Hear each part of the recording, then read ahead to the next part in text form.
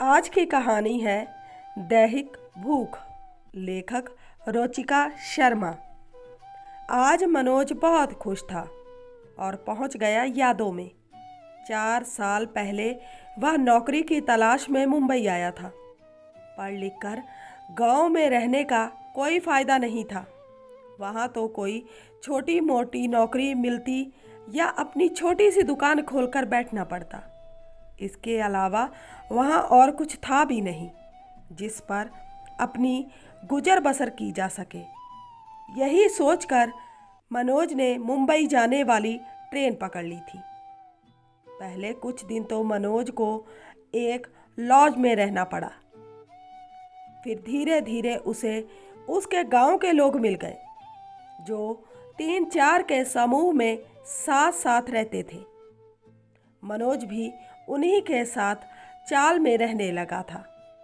चाल का मतलब है आधे कच्चे पक्के घरों की वे बस्तियां जहां संकरी गलियों में छोटे छोटे कमरे होते हैं। पानी के लिए एक सरकारी नल का इंतज़ाम होता है जहां बच्चे, औरतें और मर्द सुबह से ही अपने अपने बर्तन लेकर लाइन लगा देते हैं ताकि वे पूरे दिन के लिए पीने व नहाने धोने का पानी भर सके। अब मनोज बड़ी मेहनत से नौकरी करके पैसा कमा रहा था और एक एक पैसा जोड़ रहा था ताकि रहने के लिए अपना छोटा सा घर खरीद सके। आज मनोज इसलिए खुश था क्योंकि उसने एक छोटा सा 8 बाई 8 फुट का कमरा खरीद लिया था। इधर उसके माता पिता भी काफ़ी समय से जोर दे रहे थे कि शादी कर लो। रहने का ठिकाना हो गया था, सो अब मनोज ने भी इसके लिए हामी भर दी थी। माँ ने गांव में अपने ही रिश्ते में एक लड़की पसंद कर रखी थी जिसका नाम शिल्पा था। शिल्पा भी राह देख रही थी कि कब मनोज आए और उसे ब्याह कर मुंबई ले जाए। मनोज गांव गया और फिर चटमंगनी पट ब्याह व 1 महीने में शिल्पा को लेकर मुंबई आ गया। शिल्पा मुंबई के तौर तरीके सीख रही थी। वह भी रोज़ सुबह पानी की लाइन में लग जाती और वहाँ की मराठी औरतों के साथ बातें करके थोड़ी थोड़ी मराठी भी सीखने लगी थी। जब शाम को मनोज दफ्तर से काम करके खोली में लौटता और शिल्पा को अपनी बाहों में भरकर प्यार भरी बातें करता तो वह कहती, धीरे बोलिए, सबके कमरे आसपास हैं, खिड़की भी तो सड़क पर खुलती है, कोई सुन लेगा। तो मनोज कहता है, सुन ले तो सुन ले, हम अपनी बीवी से बात कर रहे हैं, कोई चोरी थोड़ी ही कर रहे हैं। आसपास की जवान लड़कियां भी कभी कभार शिल्पा को छेड़कर कहती, भाभी कल भैया से क्या बातें हो रही थी, हमने सुना था सब कुछ। शिल्पा जवाब में कहती, कोई और काम नहीं है तुम्हारे पास हमारी बातें सुनने के अलावा। इस तरह 4 साल बीत गए और शिल्पा के 2 बच्चे भी हो गए, बड़ी बेटी संध्या और छोटा बेटा वीर। मनोज अपने परिवार में बहुत सुखी था। वह अब एक फ्लैट खरीदना चाहता था ताकि जब उसके बच्चे बड़े हों तो थोड़े अच्छे माहौल में पल बढ़ सके। इसके लिए वह एक एक पाई जोड़ रहा था। शिल्पा और मनोज सोने से पहले रोज नए फ्लैट के बारे में ही बात करते थे। मनोज कहता, एक 1 बेडरूम का फ्लैट हो जाए बस। शिल्पा कहती, हाँ तुम नया घर लेने की तैयारी करो, हम उसे सजा देंगे और बाहर नेम प्लेट पर मेरा भी नाम लिखवाना, घर के दरवाजे पर हम लिख देंगे आशियाना। मनोज हर छुट्टी के दिन ब्रोकर से मिलकर फ्लैट देख कर आता।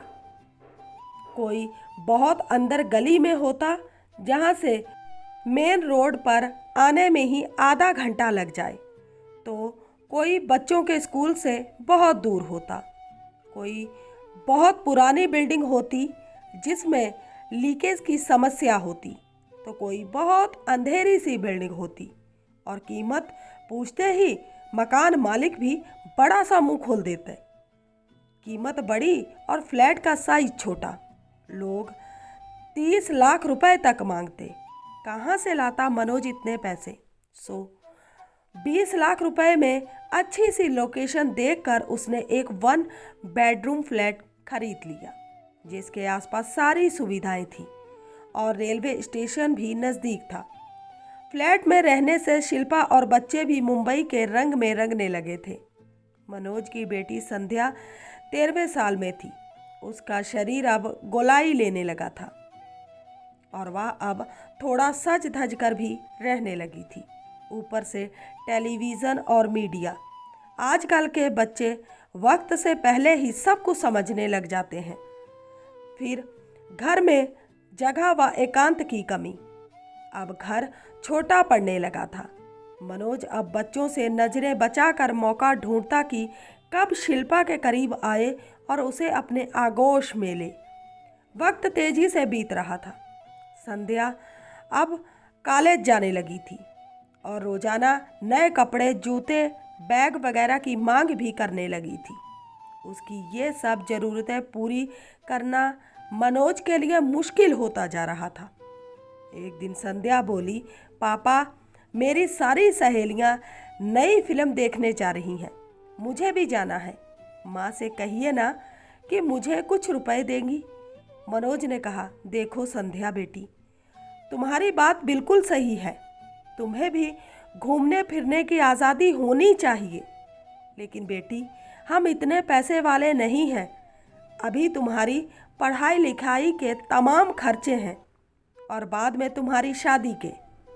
फिर तुम्हारा छोटा भाई तो है, उसके बारे में भी तो सोचना है।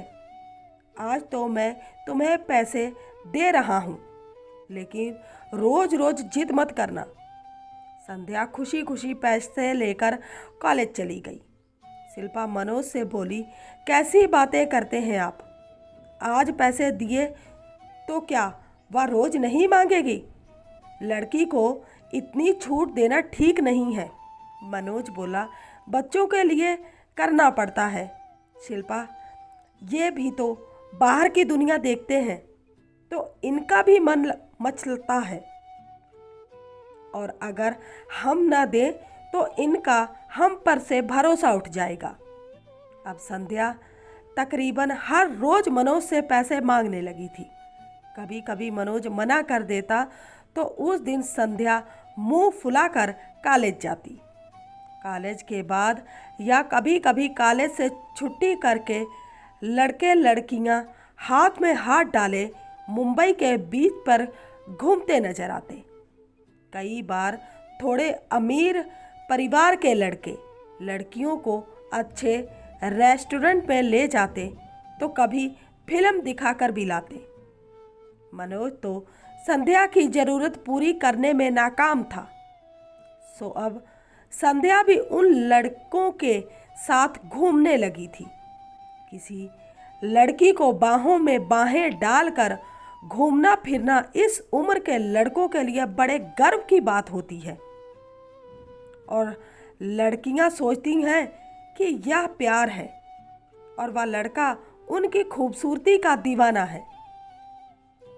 संध्या की दूसरी सहेलियां भी ऐसे ही लड़कों के साथ घूमती थी।